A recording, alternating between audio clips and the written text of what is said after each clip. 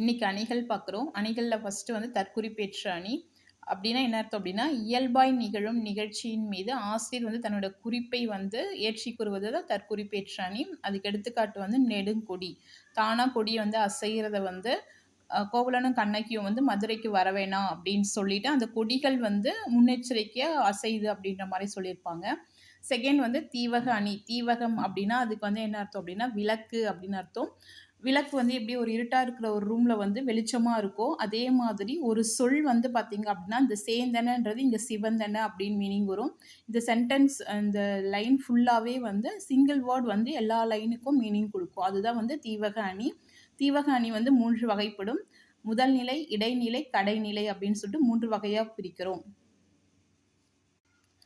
அடுத்து நிரல் நிறை அணி. நிரல் நிறை அப்படின்னா வரிசையா அமைஞ்சிருக்கிறது. அதில் எக்ஸாம்பிள் வந்து அன்பும் மரணம் உடைத்தாயின் இல்வாழ்க்கை பண்பும் பயனும் அது. நம்ம சொல்ல வர கருத்துக்கள் வந்து வரிசையா நிறுத்தி அதோட பொருளும் வந்து வரிசையா வர்றது தான் நிரல் நிறை அணி. தன்மை அணி அப்படின்னா தானாக நிகழ்கின்ற நிகழ்ச்சி இங்கே கொடுத்துருப்பாங்க. தானாக நிகழும். அதில் வந்து பார்த்தீங்க அப்படின்னா கேட்பவர்களின் மனம் மகிழுமாறு உரிய சொற்களை வந்து நம்ம எக்ஸ்ட்ரா பயன்படுத்துறது தான் தன்மை அணி. ஓகேங்களா? தன்மை அணி வந்து பார்த்தீங்கன்னா 4 வகைப்படும். இது இம்பார்ட்டன்ட். என்னன்னு பாருங்க. பொருள் தன்மை அணி, குணத்தன்மை அணி, சாதி தன்மை அணி, தொழில் தன்மை அணின்னு சொல்லி நம்ம 4 வகையாக பிரிக்கிறோம்.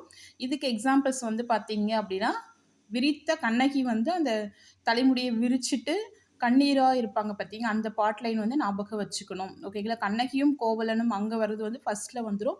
இங்கே வெறும் கண்ணகி மட்டும் வர்றது இந்த இடத்துல வரும். இந்த பாட் லைன் கொடுத்துட்டு என்ன வெண்பா அப்படின்னு கேட்பாங்க. வழக்குரை காதை வெண்பா.